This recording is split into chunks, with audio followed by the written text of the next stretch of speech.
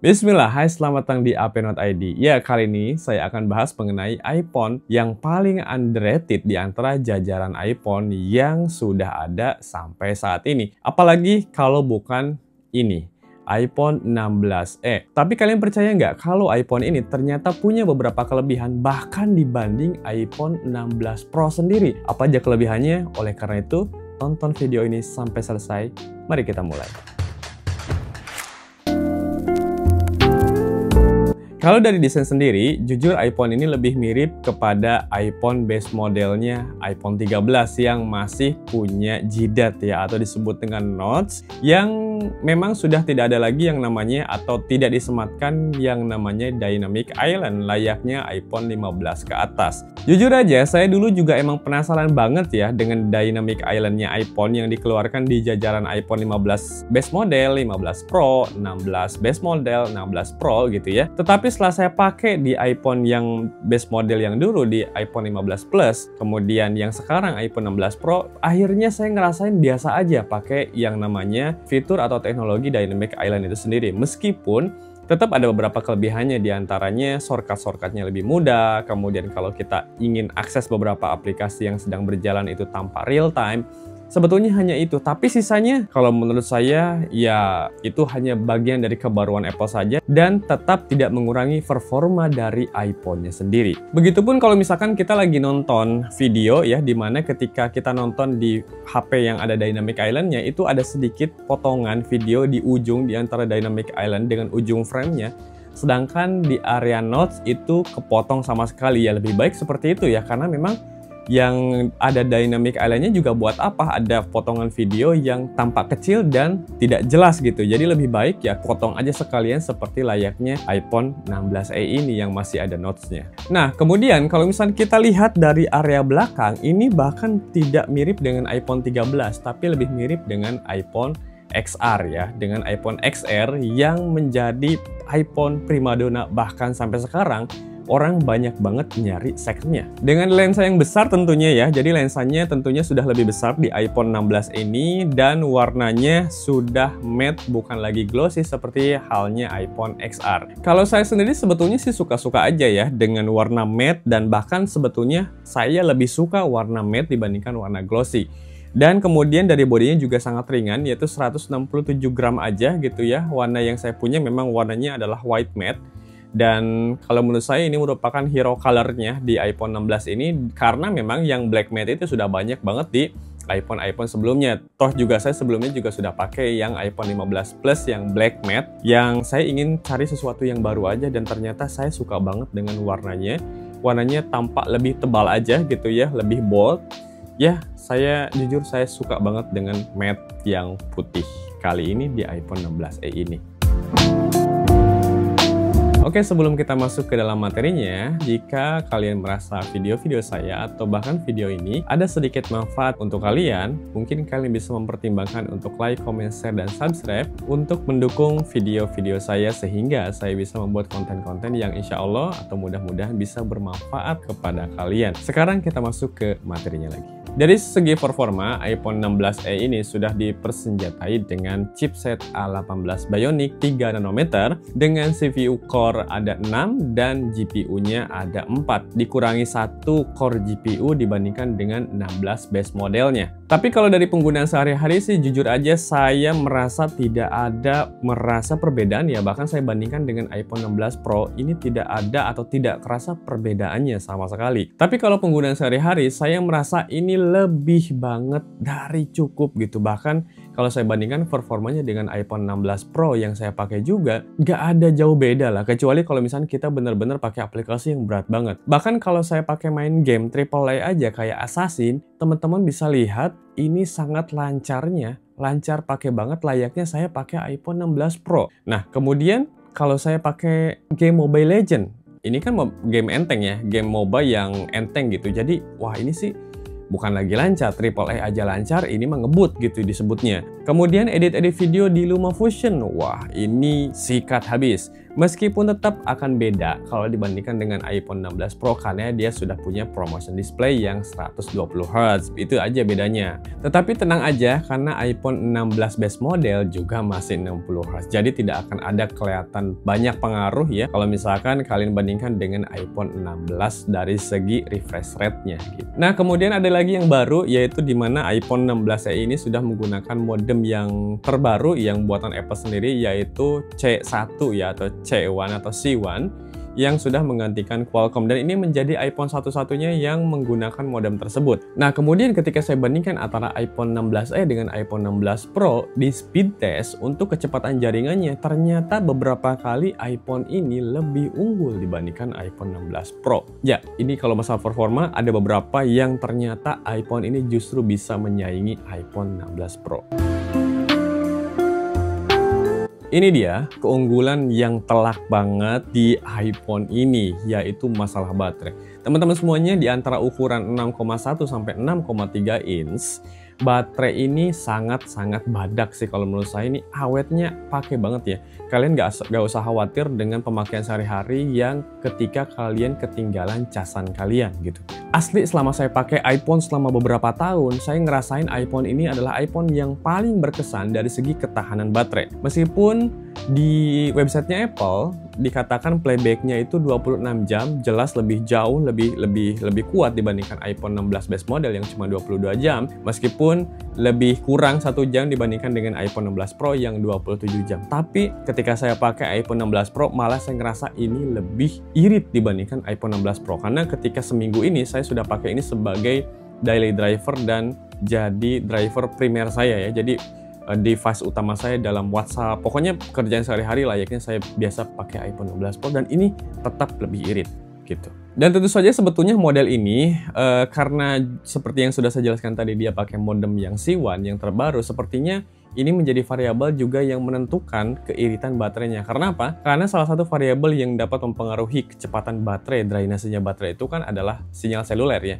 Dan modem C1 itu kan dia berhasil sepertinya ya, kalau menurut pendapat saya, ini modem C1 ini yang saya rasakan selama pemakaian ternyata berhasil banget untuk membuat efisiensi baterainya semakin lebih kuat lagi, lebih tahan lagi. Nah, dari segi itu semuanya saja memang ada segi pemangkasan ya, dari segi baterai dan pengecasan, yaitu tidak hadirnya MagSafe. Jadi tidak bisa ditempel gitu ya chargeran yang magnetnya itu. Tetapi bagi saya teman-teman, jujur selama saya pakai iPhone 16 yang bisa, atau 16 Pro ataupun bahkan iPhone 15 yang ada MagSafe-nya, itu saya malah tidak pernah pakai ya MagSafe-nya itu untuk ngecas. Tapi kalau untuk MagSafe-nya untuk kayak shoot video kayak gini, saya harus nempelin Snapsys di backcase-nya si iPhone, itu saya pakai. Tapi untuk ngecas saya nggak pernah pakai. Kalau menurut saya tetap yang ngecas yang benar itu kayaknya pakai kabel deh. Mungkin saya agak sedikit jadul ya, tetapi saya ngerasa peace of mind saya itu ketika ngecas itu ya benernya itu pakai kabel, bukan pakai wireless gitu ya. Itu sih bagi saya sendiri ya.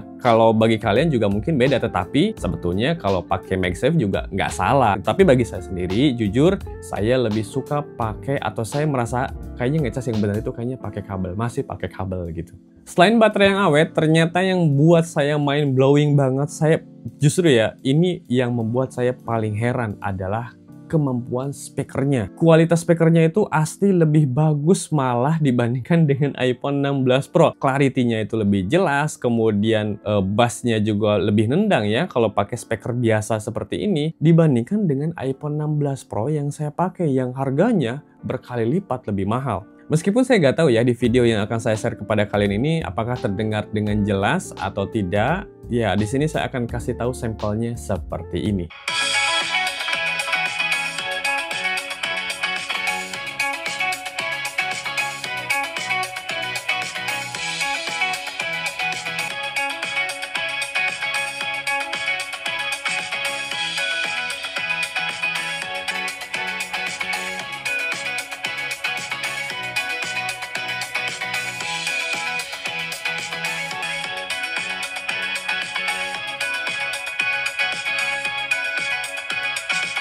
Oke, berikut adalah perbedaan suaranya. Bagaimana teman-teman menurut kalian? Silahkan tuliskan di kolom komentar. Tapi bagi saya yang dengar langsung, di sini 16e justru juaranya dibandingkan dengan iPhone 16 Pro.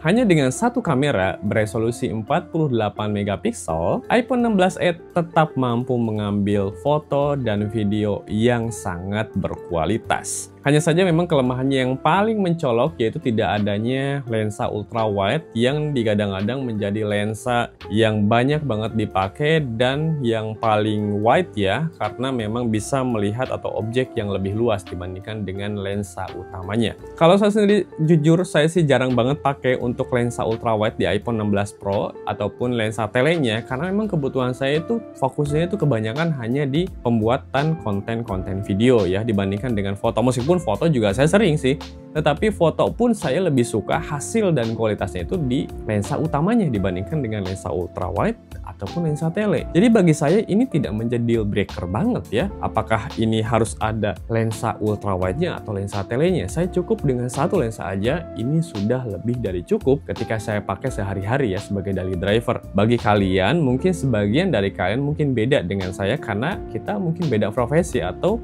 beda kebutuhan. Teman-teman bisa jadi sangat butuh lensa ultra wide. Nah, berarti ini nggak cocok untuk kalian. Tapi kalau kalian hanya fokus di lensa utamanya, ini masih sangat lebih dari cukup. Nah, ngomong-ngomong video, di HP ini juga kalian bisa langsung transfer videonya ya dari SD card, kemudian kalian juga bisa pakai wireless kayak saya ini, pakai apapun ya. Kalau saya pakai HoloLens, kemudian kalian bisa pakai Snapseed, kemudian kalian bisa colokin dan kalian bisa record dengan Blackmagic kamera layaknya ala-ala video profesional seperti yang saya gunakan ini di iPhone 16 Pro. Jadi ini juga bisa teman-teman gak usah khawatir untuk perekaman video yang tidak akan membebani internal memori kalian. Oke, kemudian ada yang hilang lagi yaitu kamera kontrol di sini, yang dimana kalau bagi saya pribadi saya tidak merasakan adanya perbedaan yang signifikan atau manfaat yang signifikan dari adanya kamera kontrol atau kamera button yang ada di sini ya. Sebetulnya pembahasannya sudah saya bahas ya di video saya sebelumnya di pembahasan 5 bulan pakai iPhone 16 Pro yang kalian bisa lihat di sini. Nah, kalian bisa lihat di sana, jujur bagi saya tidak ada begitu pengaruh yang banyak ya, ada atau tidaknya kamera kontrol. Jadi ketika saya pakai ini, ya biasa aja, nggak ngerasa kehilangan apapun. Kalian bisa gunakan action button yang ada di iPhone ini sebagai pengganti dari kamera kontrol. Jadi ini sangat amat membantu karena sekarang juga di iPhone 16e ini sudah pakainya action button ya, tidak seperti HP-HP yang sebelumnya yang tidak pakai action button. Sekarang pilihan kalian, pilihan menunya yang bisa kalian akses dengan action button ini sangat-sangat banyak. Jadi kalau menurut saya justru akan kehilangan kalau misalnya nggak ada action button. Kalau untuk kamera kontrol, saya rasa tidak menjadi kehilangan yang signifikan. Kemudian yang selanjutnya adalah kalau dari hasil kamera iPhone 16 Pro dibandingkan dengan iPhone 16e, kenapa saya nggak bandingkan dengan iPhone 16 base model? Karena saya nggak punya barangnya, jadi yang ada hanya ini. Kalian bisa lihat hasilnya seperti ini.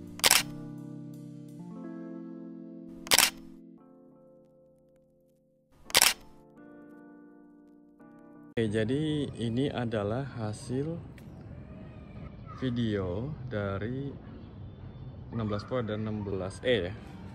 Kalau dilihat sekilas sih karena mungkin layarnya beda ya. Ini tampak lebih backgroundnya tampil blur yang lebih blur yang 16 Pro ya dibandingkan yang 16e. Tapi secara umum semuanya sama. Dynamic range-nya sama-sama bagus ya.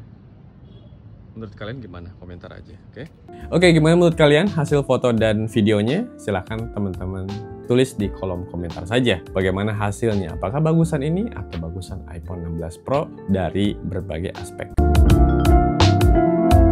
Oke, kesimpulan. Jadi setelah beberapa hari saya pakai atau mungkin 1 minggu saya pakai iPhone ini, iPhone 16 ini, jujur ya, saya sangat puas banget. Dan ya, dengan low profile-nya iPhone ini tidak begitu mencolok, tapi performanya ngebut, mau diajak apapun bisa. Saya jujur lebih suka sebetulnya dengan iPhone ini dengan harga yang ditawarkan. Tidak seperti iPhone 16 Pro tentunya ya. Kalau kita bandingkan sesama iPhone ya, saya tidak membandingkan dengan Android karena Android itu banyak juga pilihannya gitu. Dan saya juga udah lama nggak pakai, jadi saya kayaknya belum ada kapasitas untuk membahas atau ngebandingin dengan Android. Bagi saya, kalau dibandingkan dengan iPhone lagi, ini sih masih tetap worth it kalau bagi saya pribadi. Sebetulnya ada pilihan lain yaitu iPhone 15 base model kalau kalian tetap ingin kekeh ingin dynamic island-nya. Tapi bagi saya, kayaknya saya akan tetap pilih ini sebagai daily driver saya sehari-hari dengan kemampuan baterai yang sangat bagus. Jadi teman-teman, sekian untuk video kali ini. Bagaimana menurut kalian? Silahkan kalian komentar saja. Sharing aja kira-kira apakah pendapat atau pemakaian saya sehari-hari itu sama dengan apa yang kalian pakai sehari-hari juga.